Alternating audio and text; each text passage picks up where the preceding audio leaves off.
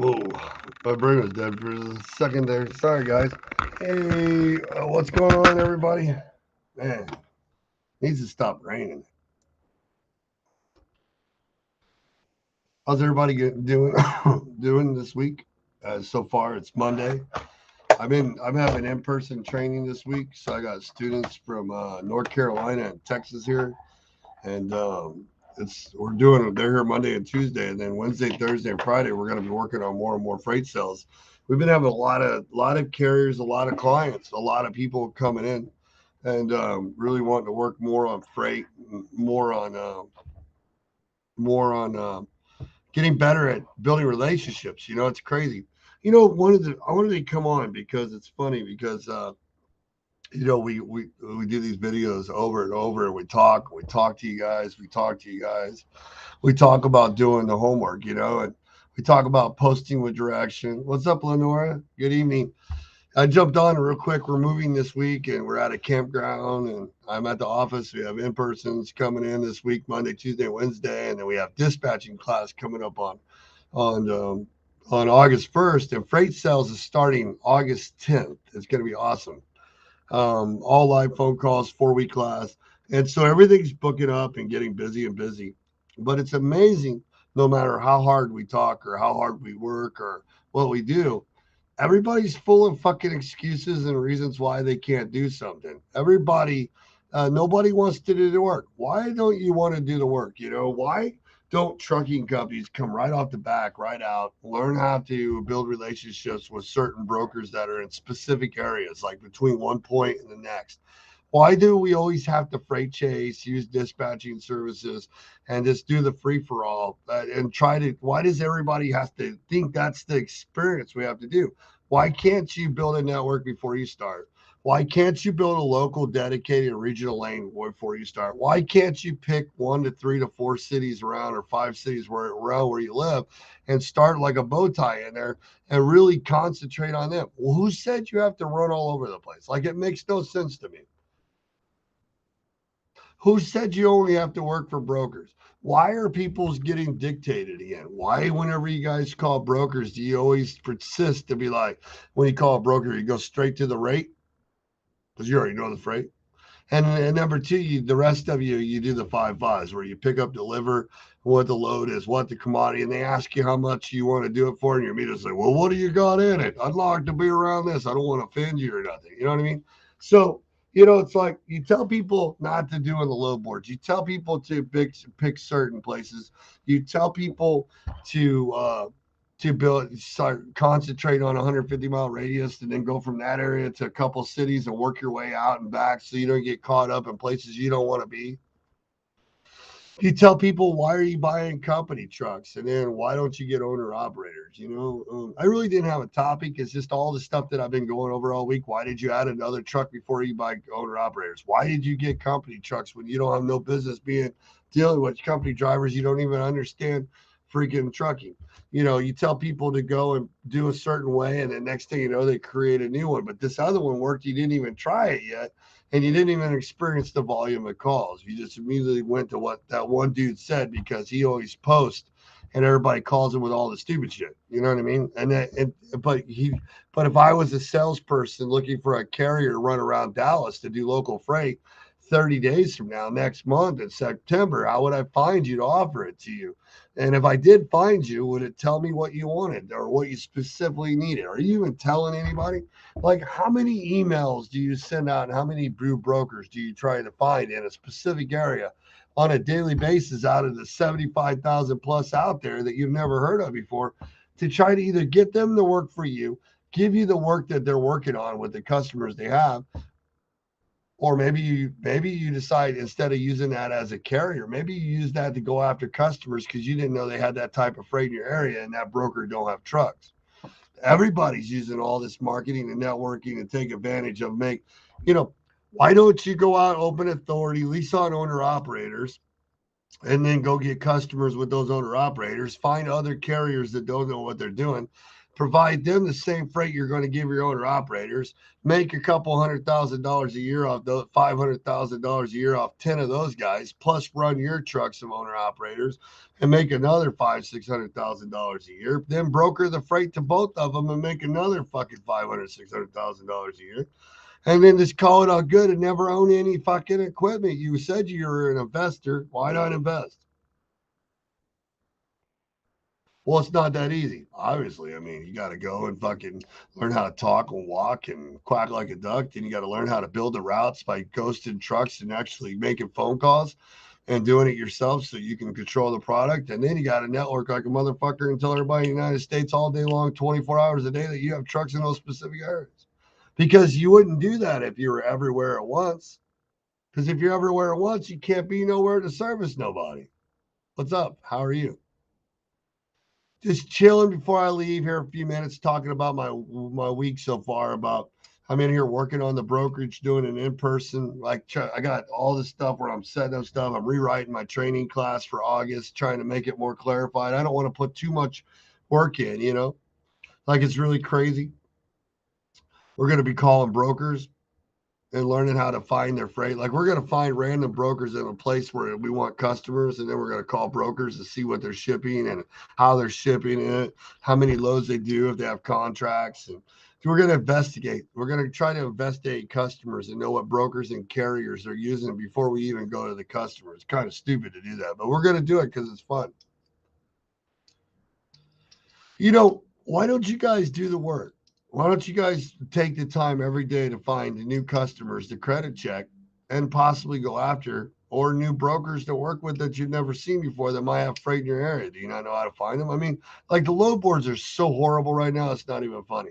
Like you get one guy that posts 85 times the same fucking load, and then the next 5 guys are all double brokers, and then you have 4 other guys on there at dispatching services don't even know they put the loads on there, and then the other 75 guys on there is some carrier rep that starts off the call with saying his broker has this posted for him. You're like, oh shit. So I got to talk to you, that you're going to talk to him. Then he's got to talk to that guy before you guys can actually get something done. Why can't I just work with the broker? Because you're too fucking lazy to find people called brokers. Frank may not have one of those nice hats. This is a True Log ELD. He'd have to talk to Ernie Langston and get one of those. Frank don't even have one of my hats. Matter of fact, I don't even think he has one of my shirts. Matter of fact, I don't think he does at all. I think everybody else has one but Frank. Hey, don't forget Frank's coming on tomorrow night. But guys, you know, really, I think the weakest part is sales. Like I've been really writing out the sales class, how we're going to do research calls, the 5 5s, how we're going to make sure we understand how to talk, and how we're going to just do calls to practice and to random customers before we hit the real customers. And then how we're going to call carriers and get their rates and, you know, really kind of figure a new way to sell. You know what I mean? What's up? How are you? Really find a new way to sell. I've seen all this for years. And I think with opening this new brokerage, it's going to be really cool because people say they sell rates of the carriers, but I think it's going to be really neat, specifically work in a certain area and then concentrate on certain trucks and learning to experience in all the sales that we've done over the years, but like doing it in a system is going to be really neat. I'm kind of excited to see how it all comes together as we build these offices up and get it going. But I wonder why why don't people do the work? Why don't people do the homework? Everybody wants it easy. Everybody wants it handed to them. But then they leave residuals, they leave insurance, they leave factoring referrals, they leave mailbox money on the table. You know, they don't ever ask for customers. The people still think C.H. Robinson and Davey Hunt, Coyote, and TQL are the lifeline of the world. You know what I mean? It amazes me how uneducated people are about this industry, about making multiple streams of income, the flipping trucks so they can put it in a positive, diversifying your husband driving with 2 owner operators. How much is really going to cost you before you move 3 trucks over from FedEx before you already done it? How direct bill and finance and hiding insurance works and all that stuff. It's like, Why don't you do the work and understand stuff before you start? So all these poor authorities and all these people aren't going out of business. Like how all these dispatching people have quit their jobs. They probably didn't even make 40,000 a year. They probably made more at their job working two of them than they made after they did this whole 2 year dispatching trip because they did it wrong when they could have just did 10 trucks the right way and made $150,000 or more. But that's not what we do. That's not what we'll do this next year because they're all starving. Everybody looking for the next toe piglet to follow. And it doesn't work like either one of those ways. It's a long 10, 20-year commitment of your life that you're going to slave for your business. And you can do it a hard way or you can do it a way where it's kind of fun and you can do things, run it from different places. I'm like, because I'm like looking at the process. But anyways, kind of boring tonight. I'm kind of tired. I've been up here. We're moving right now. You can tell. So I just wanted to come on. You know, everybody keeps calling me, and I keep at. They call for insurance or equipment finance, and I'm asking why you're doing it, how you're going to pay for it, what happens when, your ifs, and it's like people are in fucking reality checks. They don't understand, and I don't get it either. You know, so I don't know, but we'll see.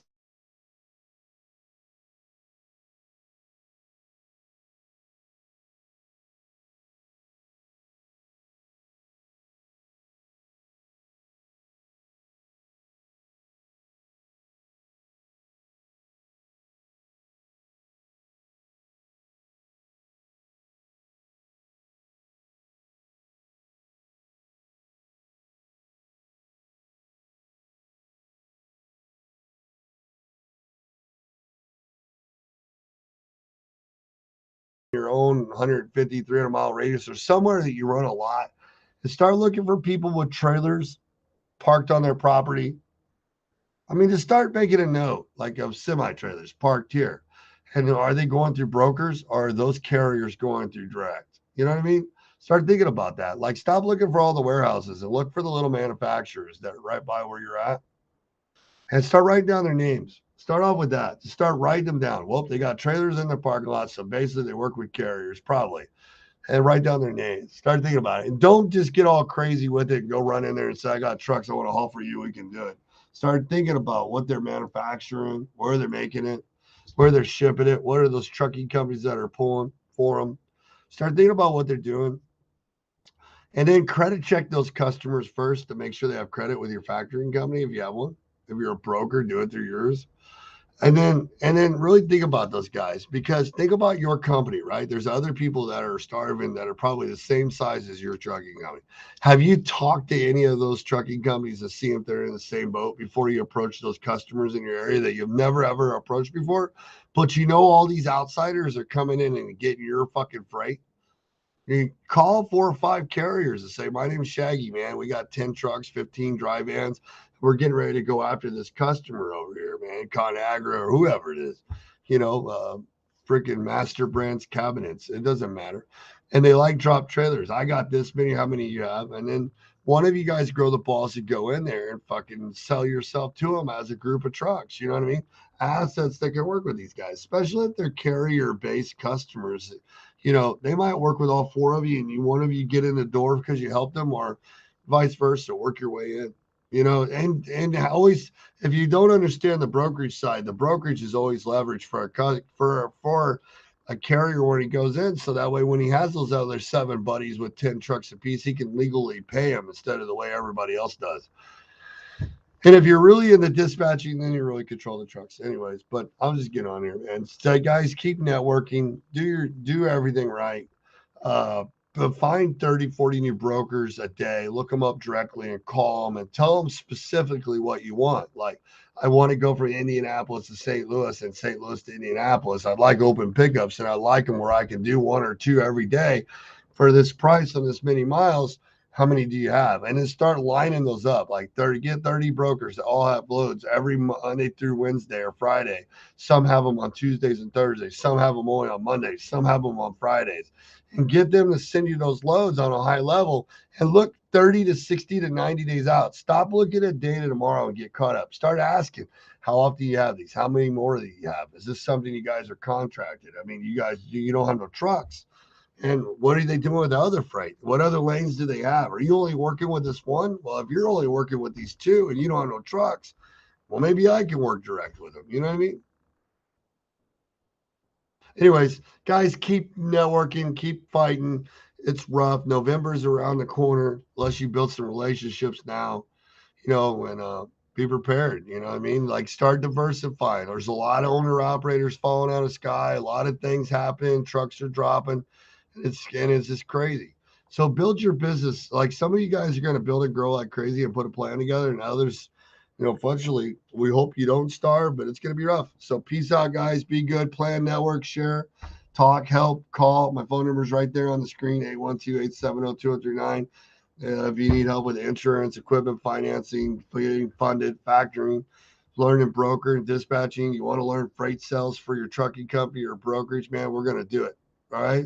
It's going to be so much fun. It's like the most exciting thing I've ever done is to build this freight sales class and this brokerage and stuff. I should have done it a long time ago and add it to our arsenal of training where we can really get more hands on as we're doing it and stuff. It's going to be really cool and do more live videos. See you guys later.